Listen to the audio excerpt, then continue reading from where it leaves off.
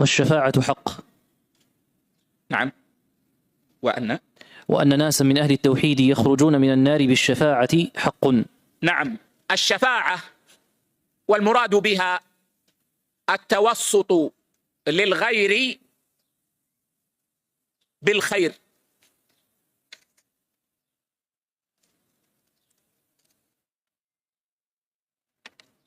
والشفاعة يوم القيامة فيها إكرام الشافع وفيها نفع المشفوع له. وقد أعطي النبي صلى الله عليه وسلم الشفاعة كما في الحديث عند البخاري، النبي صلى الله عليه وسلم لا يملك الشفاعة، وإنما الذي يملك الشفاعة الله سبحانه وتعالى، ولكن الله أعطى نبيه صلى الله عليه وسلم الشفاعة. وقال النبي صلى الله عليه وسلم: إني اختبأت دعوتي شفاعة لأمتي يوم القيامة. لكل نبي دعوة مستجابة، وإني اختبأت دعوتي شفاعة لأمتي يوم القيامة. متفق عليه. ويجب أن نعلم أيها الفضلاء أنه يشترط في الشفاعة النافعة يوم القيامة رضا الله عن الشافع وعن المشفوع له، وإذن الله بالشفاعة. رضا الله عن الشافع ورضا الله عن المشفوع له، والمقصود أن يكون موحدا، فلا ينتفع بالشفاعة يوم القيامة إلا موحد، وإنما تنال شفاعة النبي صلى الله عليه وسلم من قال لا إله إلا الله صادقا من قلبه، كما أخبر النبي صلى الله عليه وسلم. قال تعالى: يومئذ لا تنفع الشفاعة إلا من أذن له الرحمن ورضي له قولا. وقال سبحانه: وكم من ملك في السماوات لا تغني شفاعتهم شيئا إلا من بعد أن يأذن الله لمن يشاء ويرضى. ويشفع بإذن الله يوم القيامة الملائكة والنبيون وأقوام من المؤمنين.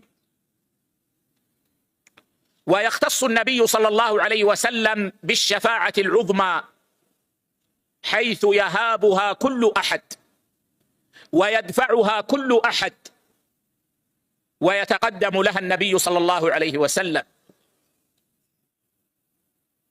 فيسجد ويثني على ربه، ويفتح الله عليه بمحامد يثني بها على ربه حتى يأذن الله له بأن يشفع، فيشفع للفصل بين الخلائق. وهذه الشفاعة العظمى والمقام المحمود الذي يغبط عليه نبينا صلى الله عليه وسلم. كذلك يختص صلى الله عليه وسلم بشفاعته لأهل الجنة في دخولها، فهو الذي يشفع لأهل الجنة في دخول الجنة، وهو أول من تفتح له الجنة صلى الله عليه وسلم. كذلك يختص بشفاعته لعمه أبي طالب أن يخفف عنه العذاب. وعصاة الموحدين ينتفع منهم من شاء الله أن ينتفع بالشفاعة في موطنين: الموطن الأول قبل دخول النار، يستحقون دخول النار فيشفع لهم أن لا يدخلوا النار بإذن الله، فلا يدخلون النار أصلا. والموطن الثاني عند دخول النار، فيدخل بعض عصاة الموحدين النار فيشفع لهم الشافعون بإذن الله، ويأذن الله في إخراجهم من النار.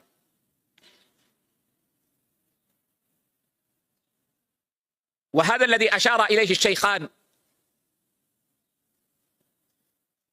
لأن المعتزلة والخوارج يخالفون في هذا، والشيخان إنما ذكر الأصول التي يتميز بها أهل السنة والجماعة عن أهل البدع. نعم.